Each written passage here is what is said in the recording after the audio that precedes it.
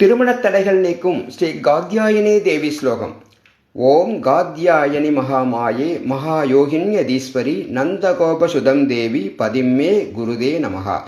ஓம் காத்யாயனி மகாமாயே மகாயோகின்யதீஸ்வரி நந்தகோபசுதம் தேவி பதிம்மே குருதே நமஹா. இதன் பொருள் பற்றி அறிவோம். அனைவரையும் காத்தருள்பவள், கருணை மிக்கவள், மாயைகள் நிறைந்த இவ்வுலகில் நல்லவை எது கெட்டவை எது என்பதை நமக்கு உணர்த்துபவள், மகத்தான யோக சித்திகளை அடைந்தவள் காத்யாயனி தேவி. இந்த தேவியை நமஸ்கரித்து நந்தகோபருடைய மைந்தரான கண்ணனே தனக்கு கணவனாக அமைய வேண்டும் என்று மேற்குறித்த ஸ்லோகத்தை சொல்லி ஆண்டாள் தியானம் செய்தாள் என்று அர்த்தம். திருமணத்திற்காக காத்திருக்கும் பெண்கள் ஆண்டாள் அவதரித்த நட்சத்திர தினமான பூர நட்சத்திரத்தன்று இந்த ஸ்லோகத்தை சொல்ல வேண்டும். வெள்ளிக்கிழமையன்றும் சொல்லலாம்.